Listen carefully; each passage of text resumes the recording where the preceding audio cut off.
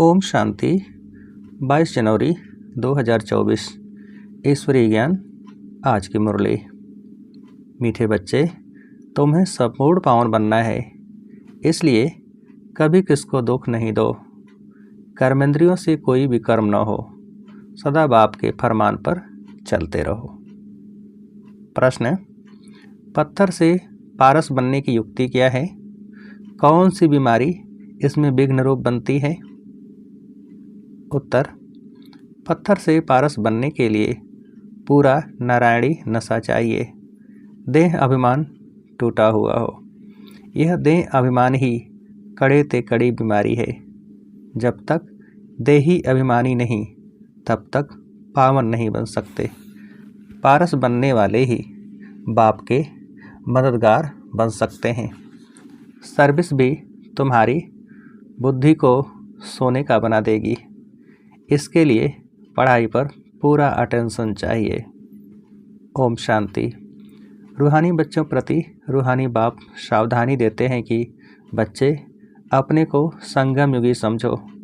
सतयुगी तो नहीं समझेंगे, तुम ब्राह्मण ही अपने को संगम युगी समझेंगे, और तो सभी अपने को कलयुगी समझेंगे।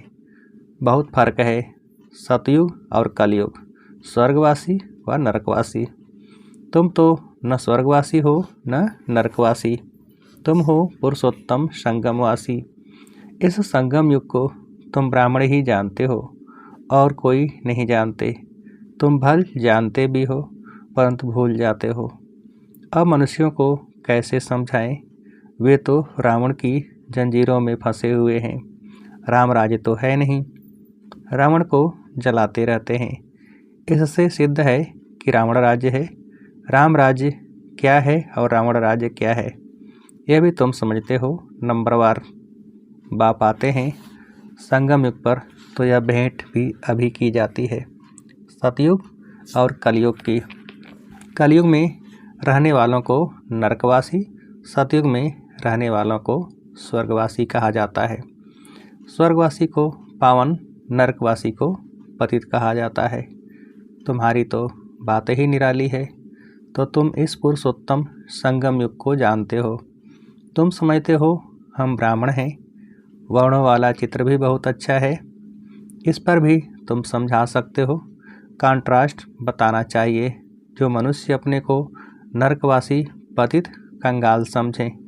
लिखना चाहिए अब यह पुरानी कलयुगी दुनिया है, सतयुग स्वर्ग नई दुनिया है। तुम नरकवासी हो या स्वर्गवासी, तुम देवता हो या असुर, ऐसे तो कोई नहीं कहेंगे कि हम स्वर्गवासी हैं। कई ऐसे समझते हैं हम तो स्वर्ग में बैठे हैं। अरे यह तो नरक है ना, सतयुग है कहाँ? यह रावण राज्य है। तब तो रावण को जलाते हैं। उन्हों के पास भी कितने जवाब होते हैं। सर्वव्यापी पर भी अपनी डिबेट करते हैं। तुम बच्चे तो एकदम क्लियर पूछते हो, अब नई दुनिया है या पुरानी दुनिया? ऐसा क्लियर कंट्रास्ट बताना है, इसमें बहुत ब्रेन चाहिए। ऐसा युक्ति से लिखना चाहिए जो मनुष्य अपने से पूछें कि मैं नरकवासी हूँ या स्वर्गवासी। यह पुरानी दुनिया है या नई दुनिया है? यह राम राज्य है या रावण राज्य? हम पुरानी कलयुगी दुनिया के रहवासी हैं या नई दुनिया के वासी हैं? हिंदी में लिखकर फिर अंग्रेजी, गुजराती में ट्रांसलेट करें। तो मनुष्य अपने से पूछें कि हम कहाँ के रहवासी हैं। कोई शरीर छोड़ते हैं तो कहते हैं स्वर्ग पधारा, लेकिन स्वर्ग अभी है कहाँ? अभी तो कलयुग है। जरूर पुनर्जन्म भी यहाँ ही लेंगे ना। स्वर्ग तो सतयुग को कहा जाता है, वहाँ अभी कैसे जाएंगे? यह सब विचार सागर मंथन करने की बातें हैं। ऐसे क्लियर कंट्रास्ट हो, उसमें लिख दो भगवान वाच। हर एक अपने से पूछे मैं सतयुगी राम राज्य निवासी हूँ या कलयुगी रावण राज्य का निवासी हूँ। तुम ब्राह्मण हो, संगमवासी। तुमको तो कोई जानते ही नहीं, तुम हो सबसे न्यारे। तुम सतयुग, कलयुग को यथार्थ जानते हो। तुम ही पूछ सकते हो कि तुम भिखारी, भ्रष्टाचारी हो या निर्विकारी श्रेष्ठाचारी हो। यह तुम्हारा किताब भी बन सकता है। नई नई बातें निकालनी पड़े ना, जिससे मनुष्य समझें कि ईश्वर सर्वव्यापी नहीं है। तुम्हारी यह लिखत देख आप ही अंदर से पूछेंगे, इसको आयरन एज तो सब कहेंगे, सतयुगी डीटी राजे तो इनको कोई कह न सके। यह हेल है या हेवन।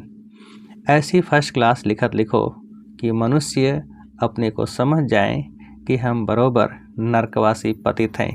हमारे में दैवी गुण तो है नहीं, कलयुग में सतयुगी कोई हो न सके। ऐसे विचार सागर मंथन कर लिखना चाहिए। जो ओटे सो अर्जुन, गीता में अर्जुन का नाम दिया है।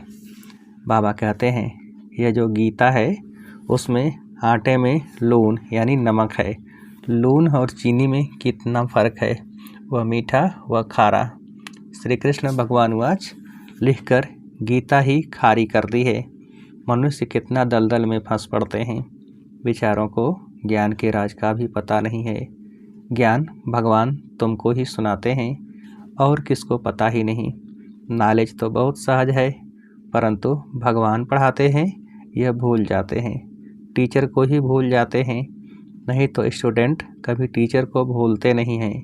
घड़ी घड़ी कहते हैं बाबा हम आपको भूल जाते हैं।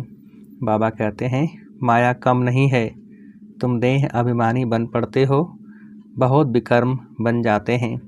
ऐसा कोई खाली दिन नहीं जो विकर्म न होते हों। एक मुख्य विकर्म यह करते हो जो बाप के फरमान को ही भूल जाते हो।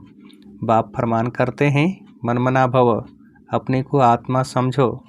यह फरमान मानते नहीं हैं तो ज़रूर विकर्म ही होगा, बहुत पाप हो जाते हैं। बाप का फरमान बहुत सहज भी है तो बहुत कड़ा है। कितना भी माथा मारे फिर भी भूल जाएंगे, क्योंकि आधा कल्प का देह अभिमान है। 5 मिनट भी यथार्थ रीति याद में बैठ नहीं सकते। अगर सारा दिन याद में रहें फिर तो कर्मातीत अवस्था हो जाए। बाप ने समझाया है इसमें मेहनत है। तुम वह जिस्मानी पढ़ाई तो अच्छी रीति पढ़ते हो, हिस्ट्री ज्योग्राफी पढ़ने की कितनी प्रैक्टिस है, परंतु याद की यात्रा का बिल्कुल ही अभ्यास नहीं। अपने को आत्मा समझ बाप को याद करना, यह है नई बात। विवेक कहता है ऐसे बाप को तो अच्छी रीति याद करना चाहिए। थोड़ा टाइम निकाल रोटी टुकड़ खाते हैं, वह भी बाबा की याद में। जितना याद में रहेंगे उतना पावन बनेंगे। ऐसे बहुत बच्चे हैं जिनके पास इतने पैसे हैं जो ब्याज मिलता रहे, बाप को याद करते रोटी टुकड़ खाते रहें बस, परंतु माया याद करने नहीं देती।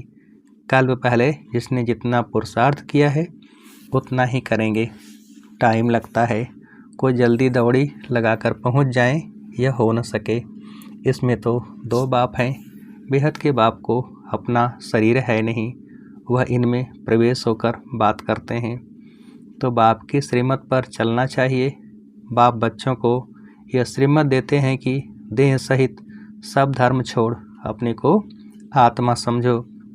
तुम पवित्र आए थे, 84 जन्म लेते लेते तुम्हारी आत्मा पतित बनी है। अब पावन बनने के लिए श्रीमत पर चलो। तब बाप गारंटी करते हैं तुम्हारे पाप कट जाएंगे, तुम्हारी आत्मा कंचन बन जाएगी। फिर वहाँ देह भी कंचन मिलेगी। जो स्कूल का होगा वह तुम्हारी बातें सुनकर सोच में पड़ जाएगा, कहेगा तुम्हारी बात तो ठीक है, पावन बनना है तो किसको दुख नहीं देना है। मनसा वाचा कर्मणा पवित्र बनना है। मनसा में तूफान आएंगे, तुम बेहद की बादशाही लेते हो ना। तुम भल सच बताओ व न बताओ, परंतु बाप खुद कहते हैं माया के बहुत विकल्प आएंगे, परंतु कर्मेंद्रियों से कभी भी कर्म नहीं करना। कर्मेंद्रियों से कोई पाप नहीं करना है। तो यह कंट्रास्ट की बातें अच्छी रीति लिखनी चाहिए। श्री कृष्ण पूरे 84 जन्म लेते हैं और शिव पुनर्जन्म नहीं लेते। वह सर्वगुण संपन्न देवता है। यह तो है ही बाप। तुमने देखा है पांडवों के चित्र कितने बड़े बड़े बनाए हैं। इसका मतलब है कि वह इतनी बड़ी विशाल बुद्धि वाले थे। बुद्धि बड़ी थी, उन्होंने फिर शरीर को बड़ा बना दिया है। तुम्हारी जैसी विशाल बुद्धि और कोई की हो न सके। तुम्हारी है ईश्वरी बुद्धि। भक्ति में कितने बड़े बड़े चित्र बनाकर पैसे बर्बाद करते हैं। कितने वेद शास्त्र उपनिषद बनाए, कितना खर्चा किया। बाप कहते हैं तुम कितने पैसे गंवाते आए हो। बेहद का बाप उलाहना देते हैं, तुम फील करते हो बाबा ने पैसे बहुत दिए, राजयोग सिखलाकर राजाओं का राजा बनाया। वह जिस्मानी पढ़ाई पढ़कर बैरिस्टर आदि बनते हैं, फिर उससे कमाई होती है। इसलिए कहा जाता है नॉलेज सोर्स ऑफ इनकम है। यह ईश्वरी पढ़ाई भी सोर्स ऑफ इनकम है, जिससे बेहद की बादशाही मिलती है। भागवत रामायण आदि में कोई नॉलेज नहीं है, एम ऑब्जेक्ट ही कुछ नहीं। बाप तो नॉलेजफुल है, वह बैठ तुम बच्चों को समझाते हैं। यह है बिल्कुल नई पढ़ाई। वह भी कौन पढ़ाते हैं? भगवान नई दुनिया का मालिक बनाने के लिए पढ़ाते हैं। इन लक्ष्मी नारायण ने यह पढ़ाई से ऊंच पद पाया है। कहाँ राजाई कहाँ प्रजा। कोई की तकदीर खुल जाए तो बेड़ा पार है। स्टूडेंट समझ सकते हैं कि हम पढ़ते हैं और फिर पढ़ा सकते हैं व नहीं। पढ़ाई पर पूरा अटेंशन रखना चाहिए। पत्थर बुद्धि होने के कारण कुछ भी समझते नहीं हैं। तुमको बनना है सोने की बुद्धि। वह उन्हों की बनेगी जो सर्विस में रहेंगे। बैच पर भी किसको समझा सकते हो। बेहद के बाप से बेहद का वर्षा लो। भारत स्वर्ग था ना, कल की बात है। कहाँ 5000 वर्ष की बात, कहाँ लाखों वर्ष की बात। कितना फ़र्क है। तुम समझाते हो तो भी समझते नहीं हैं, जैसे बिल्कुल ही पत्थर बुद्धि हैं।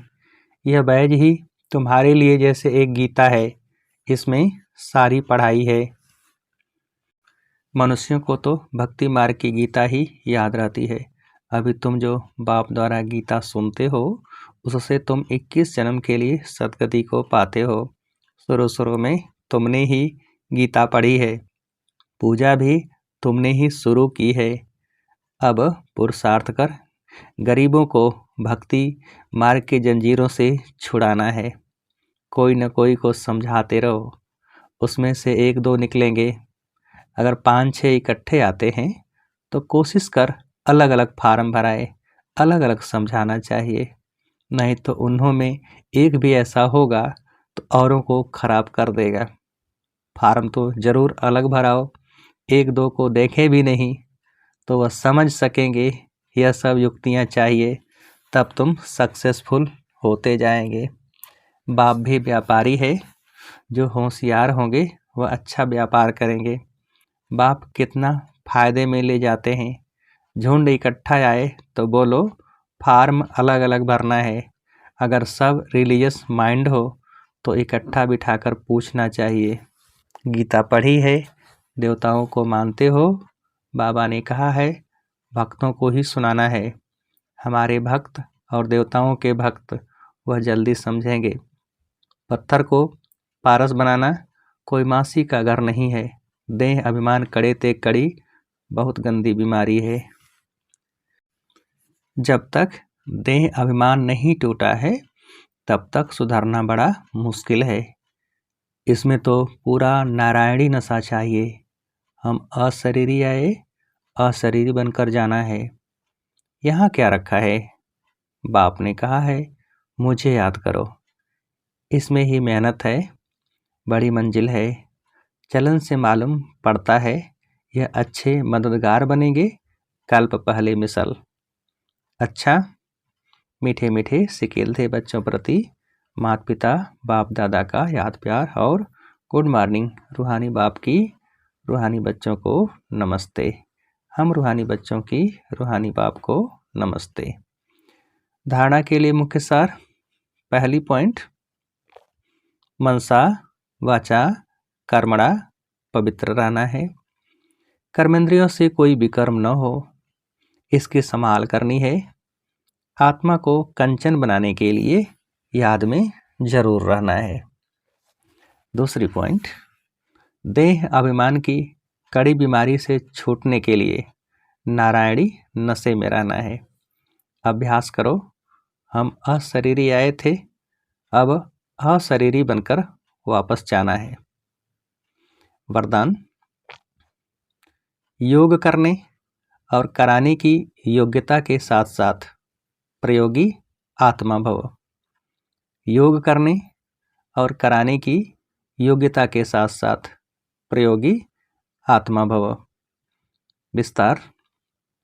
बाप दादा ने देखा बच्चे योग करने और कराने दोनों में होशियार हैं, तो जैसे योग करने कराने में योग्य हो, ऐसे प्रयोग करने में योग्य बनो और बनाओ। अभी प्रयोगी जीवन की आवश्यकता है। सबसे पहले चेक करो कि अपने संस्कार परिवर्तन में कहाँ तक प्रयोगी बने हैं, क्योंकि श्रेष्ठ संस्कार ही श्रेष्ठ संसार के रचना की नींव है। अगर नींव मजबूत है तो अन्य सब बातें स्वतः मजबूत हुई पड़ी हैं।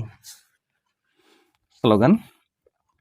अनुभवी आत्माएं कभी वायुमंडल व संग के रंग में नहीं आ सकती। अनुभवी आत्माएं कभी वायुमंडल व संग के रंग में नहीं आ सकती। अच्छा, ओम शांति।